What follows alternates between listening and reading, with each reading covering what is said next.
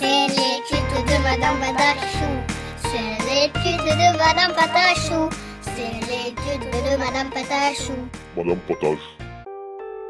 Bonjour à tous, c'est Madame Patachou. On se retrouve aujourd'hui dans un nouveau tutoriel Fimo et un tutoriel gourmand. Et oui, je vous propose ces petits macarons kawaii en forme d'œuf. En tout cas, j'espère que ça vous plaira et on commence tout de suite avec le tuto. Pour commencer, vous prenez de la pâte translucide blanche à part égale et un peu d'ocre. Vous mélangez, vous étalez tout ça et vous allez couper des formes d'œufs. Donc ce que je vous conseille, c'est d'en couper une,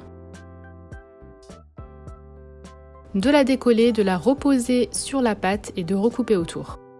Donc faites attention de ne pas appuyer trop les pâtes ensemble pour ne pas qu'elles se collent définitivement. Ensuite, avec mon outil en silicone ou avec le doigt ou juste une lingette comme ça, vous allez pouvoir adoucir tout le bord de l'œuf.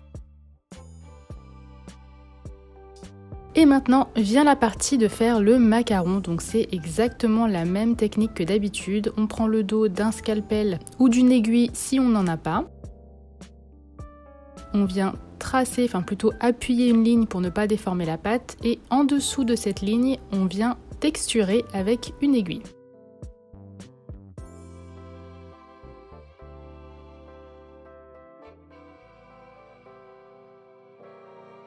Ensuite, je prends de la pâte jaune tournesol avec un tout petit peu d'orange.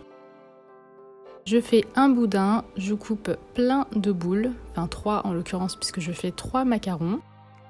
Je viens les étaler et poser le jaune d'œuf comme ceci.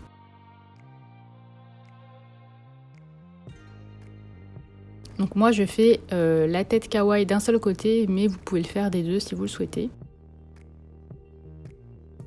Ensuite, je prends de la pâte noire et je vais faire tous les yeux et les petites bouches.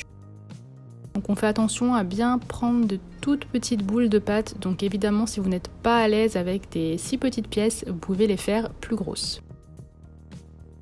Pour la bouche, un tout petit trait de Fimo et de la pâte rose pâle pour les joues.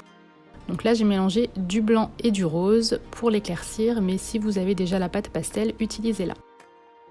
Là, je vais prendre un reste de pâte, mais qui est beaucoup plus foncé, il y a plus d'ocre à l'intérieur, et je vais faire un coulis que je dispose entre les deux. Donc ne le faites pas trop liquide, sinon il risque de dégouliner partout. Je rassemble les deux coques de macarons, je prends une petite planche de balsa qui passe au four sans problème. Je mets des petits points de Fimo liquide et 10 minutes à 110 degrés au four.